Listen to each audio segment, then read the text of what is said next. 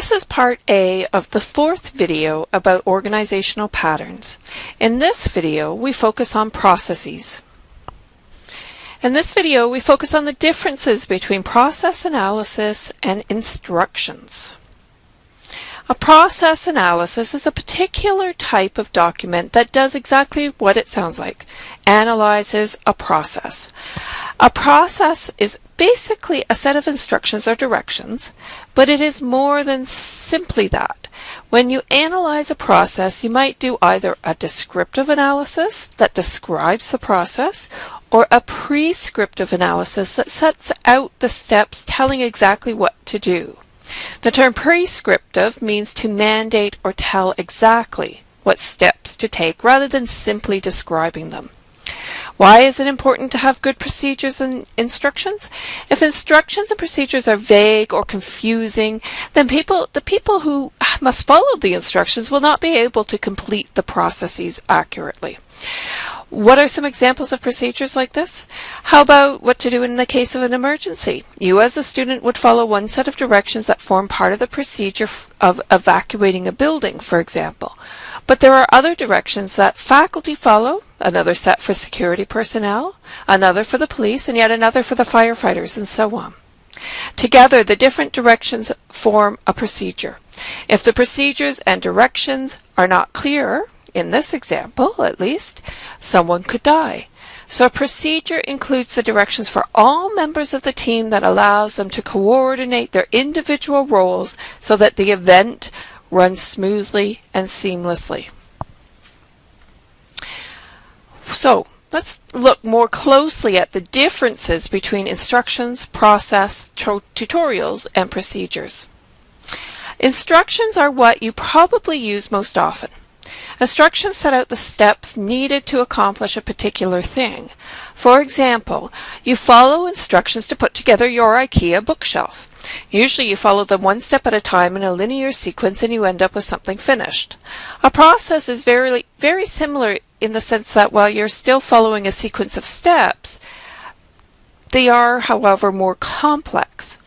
For example, you would not describe putting together a bookshelf as a process, but you might say that there is a process to get a passport, because a passport requires getting a photo of the right size and format, completing a form, visiting a passport office with the correct documents and the fee, answering certain questions, and so on. All the steps don't have to be done in a sequential order. For example, you could complete the form and then get the photo, or you could get the photo and then complete the form. So, how about tutorials? Tutorials are a special type of instructions. Here, think of the tutorials that come with software. They are like instruction manuals, but they take you step by step through something that you are learning. Good tutorials will have some hands-on practice built into them. They are often not set out in a linear fashion. Rather, they are often in the form of modules or chapters that you can visit in any order that you prefer, even skipping some completely. Skipping one module does not have a negative impact. Imagine skipping a step in the instructions for building a bookcase. Likely it would collapse if a step was skipped. Finally, procedures are like a collection of instructions about different things that need to be done by different people in order for something to work. You might follow a set of directions to bake a cake or to evacuate a building in the case of fire. A procedure, as we've discussed, takes it a step further. In general, a procedure will include the directions for more than one component of an event. For example, if you are a caterer, baking a cake would be one component of preparing an entire meal for a party, but there are other elements that are just as important. So a procedure would include the directions for all members of the team that allows them to coordinate their individual roles so that the event runs smoothly and seamlessly. Note that process and procedure are often used interchangeably. In many cases, doing this is fine. Just be careful that you're using the term that really makes sense for your purpose and context. Let's look a little bit more closely at the difference between a process analysis and instructions. A process analysis helps the reader to understand how and why the process occurs because it includes details and explanations along with the steps to accomplish something. Instructions, however, focus on helping the reader to perform the process that is described. Instructions contain only the essential information to accomplish the task. For example, a process analysis might explain why something must be at a certain temperature, while instructions would only state the required temperature without explanation. So, as we've said, the process analysis helps the reader to understand how and why the process takes place. In terms of your audience, you are writing for readers who want to understand how something works or how it happens or why it happens. The key word here is the word understand. For your reader to truly understand, clarity is essential. In terms of content, you must include a chronological description of the process's stages along with explanations. You may also include a description of the physical environment in which the process occurs. Illustrations, visual illustrations, are often very helpful in making clear parts of the process. Remember that you are including very specific and detailed descriptions in the process analysis. In terms of structure, your lead-in or introduction provides the general idea or overview of the process, including the name of the process, a definition, and any special features. It will also include details such as where, when, why, and how a process occurs, as well as a brief breakdown of the main stages of the process. In some cases, it may be important to provide some background theory or context. The body will include a chronological listing of the individual stages. Each stage will be described in detail, showing how each stage is related to the one before and the one after it. Each stage will include any necessary measurements of time, distance, direction, density, and so on. The last part in terms of structure is, of course, the conclusion. In a process analysis, your conclusion should form a lead out to practical considerations such as costs, applications, special problems, short and long-term results, and so on.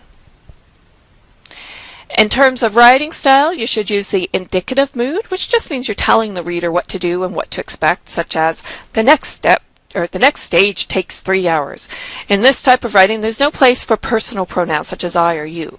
You need to write it in third person, staying detached from the document. For example, the skier's first move. Now, it is okay to use either active or passive voice, such as the signal travels, which is active voice, or the signal is next transferred to the filtering stage, which is passive voice.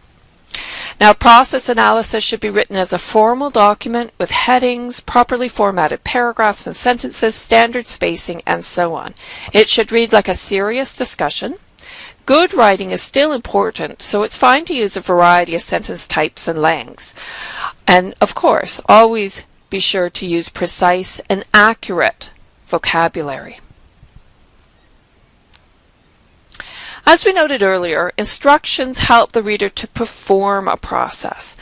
The audience is different in that the focus is not on understanding the process, but simply accomplishing it.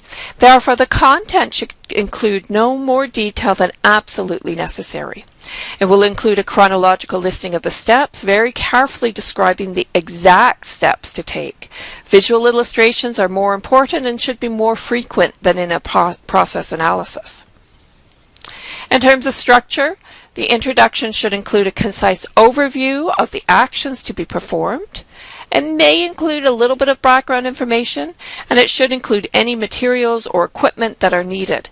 If necessary, include cautions about safety issues that the reader should know. In the body, the chronological list of steps can be numbered.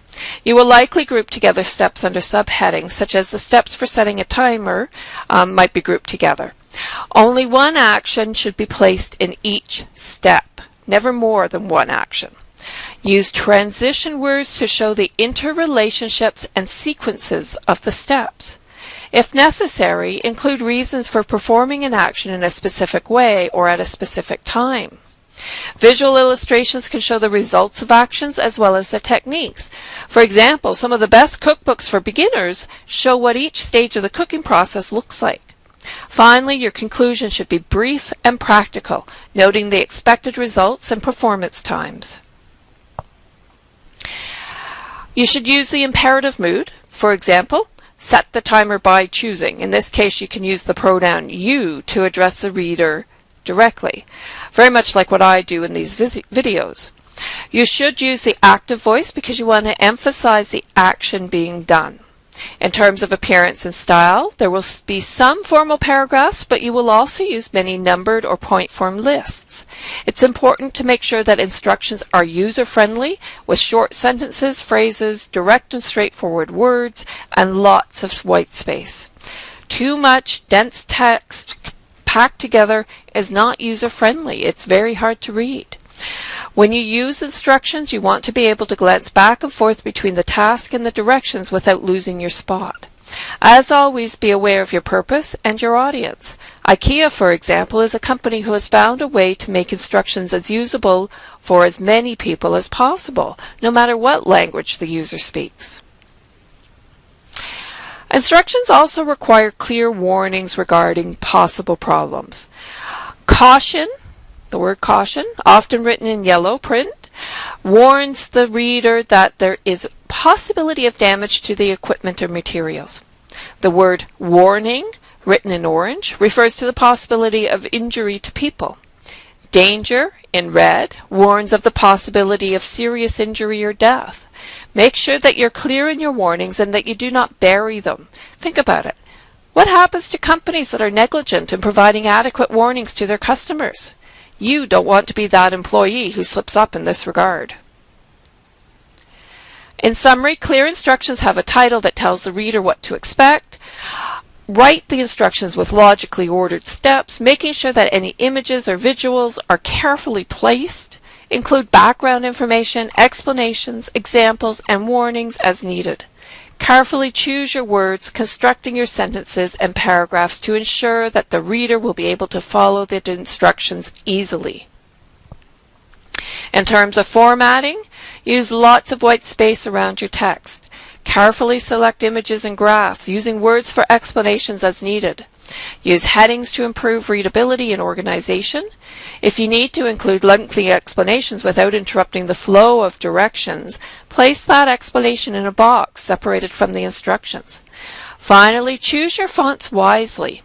While some fonts work well to draw attention to important information, too many font changes will confuse your reader. Use two fonts consistently and use bolding, italicizing, and different sizes to draw attention to headings, explanations, and so on. For longer sections of text, use strong serif fonts like Times New Roman. Serifs are the little tails on the letters that help the reader's eye flow from one letter to the next. Headings can be in sans serif fonts like Arial because you don't have as much text put together. Here's an example of a set of instructions for replacing a battery. Replacing a battery sounds pretty straightforward, but it takes 5 steps. Ensure the power supply is turned off. Remove the supply's cover. Remove the battery. Replace the battery with another 9-volt battery, installing it as shown below. Replace the cover. Seems straightforward, so now you get to try one. Try writing your own set of instructions here. Imagine you are writing instructions for a 9-year-old child who's learning how to cook and you want to teach him or her how to scramble eggs. Write out your instructions and then discuss them in the tutorial groups. Are there any preemptive troubleshooting questions? Were you surprised by anything about this activity? In this video, we focused on process analysis and instructions. Continue to the second part of Organization 4,